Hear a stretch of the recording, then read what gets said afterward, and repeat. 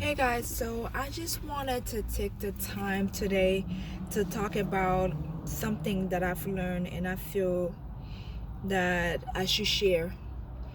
My message today is spending time with God in the dark, or in private. A lot of the time when God promotes you or God anoints you, it happens first in private.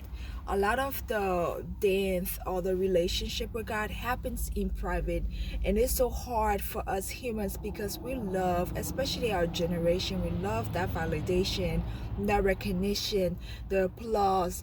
And it's something that I have to work with because when I started, I'm just being raw with you guys. When I started this, I felt like the help, the recognition, the success comes from outwards. You know what I'm saying? All the things that I needed to be successful at this comes from outside. You know what I'm saying? The outside support, the outside views. And I missed something. So that's why I'm going to share the message. I missed something so dearly. And if any of you follow me, you know that I said that I will make the mistake first, and then I will come back to God and be like, hey, so, keep making the mistakes. But what I missed is that this whole idea was not mine to begin with. Just being honest with you, was God's. It was not my idea to begin with at all. And how it started, it was just one. He's been in the long story is he's been wanting me to do something along these lines for years. 2013 or whatever, that's when this idea first popped into my spirit, not in this capacity but the capacity to help people, to help kids. It popped in, but then life happened and it went away. But it came back into my life this year with one act of obedience, something major that he wanted me to do that I felt would have, it cost me a lot to do, but I still did. And he just expanded this whole idea for me. This is what I need you to do. But my point is, this was not mine to begin with. This is God's idea. This is what I want you to do. But I missed the mark where if he gave me an idea, then he's responsible for all of it. And I preach on, level of success and all of that. But what I missed was the fact that God's success is different from man's success. His success may not have been me getting thousands of views. His success may have just been obedience. Like, just do what I ask you to do and let me see you doing what I ask you to do. Let me see you being obedient and humble, and I will elevate you. But again, I got the idea and I'm like, wait a minute, God, I got this. I know I did business in school, right? So I can make this successful. I got the donations coming in. I know what to do. I know what to do to get the views. Just sit and watch me do. And I just missed the whole mark of this, which was to develop me, to test my faith, to build this relationship. And this brings me to my story about working with God in the dark. And I'm going to talk about the life of David.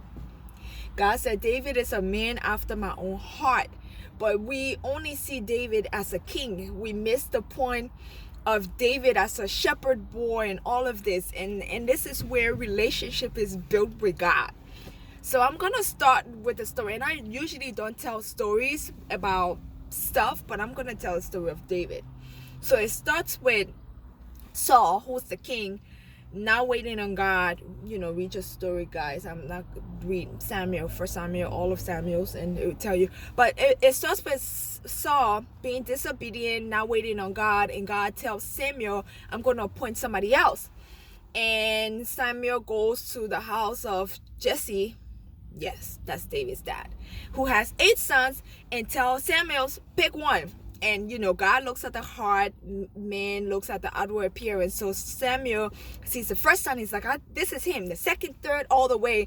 Do you have any more sons? And where is David in this, right? David is not out at the party. David is taking care of a problem. And what I want you guys to understand today is, a lot of the time promotion is in the problem. Promotion is in that secret dark room where you're spending time with God, getting to know God. He is developing you and he will promote you. So David is out taking care of sheep. That's the first problem. That's a family problem. Someone needs to take care of these sheep and goats. David's out there.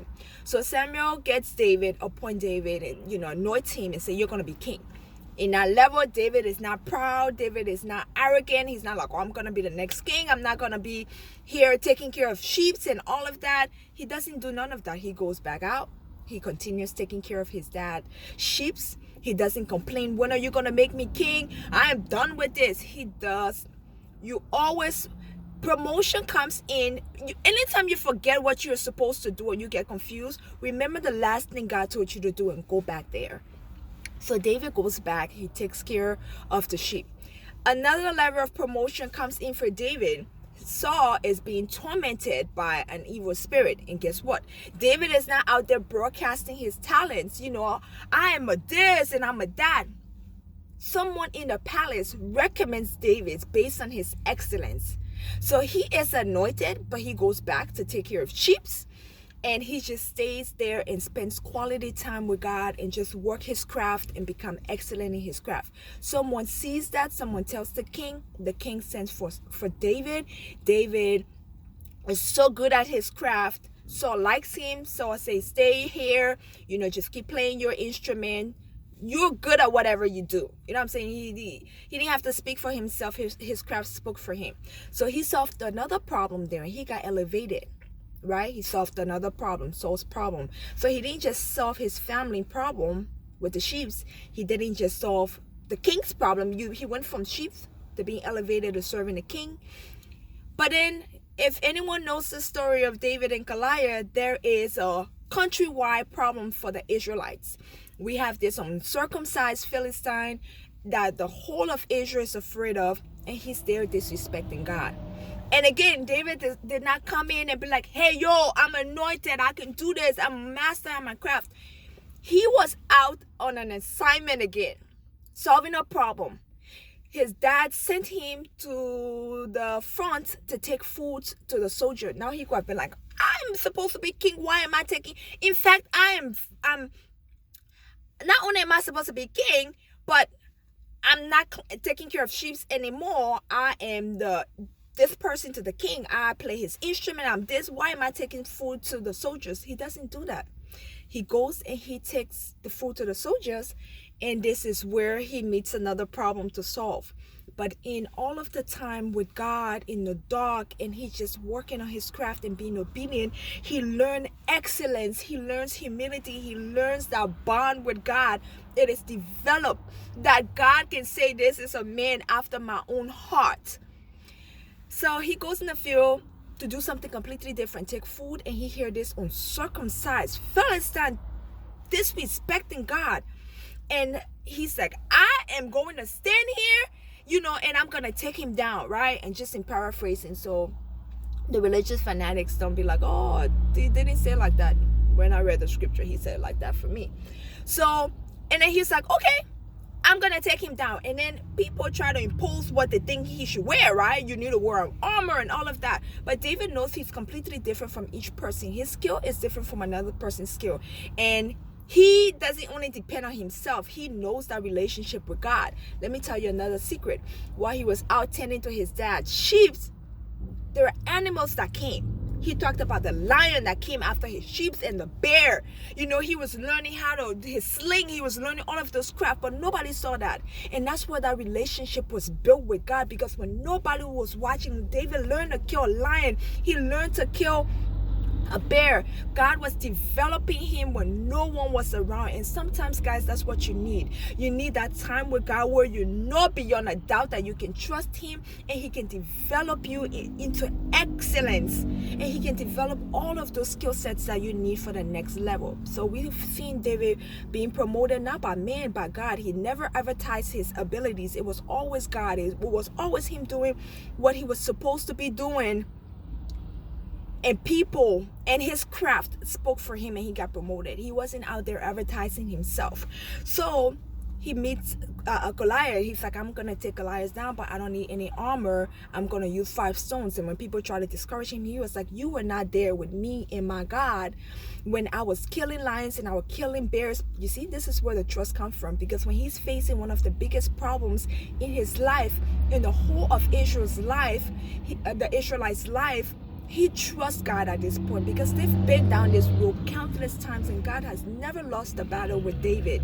So when that moment presented itself, he solved another problem on a grand scale. And at that point in time, he didn't say, hey, I've solved this problem, so I'm king now because God appointed me king. He stayed in his level of craft. Whatever God told him to do, he stayed there and he continued solving problems. So guys, sometimes, and God never wastes a wait. So when you're in that darkness with him and he's grooming you, this is not a waste. You know, God will always introduce you to a problem, not to hurt you guys, not to hurt you, to promote you, to build you up.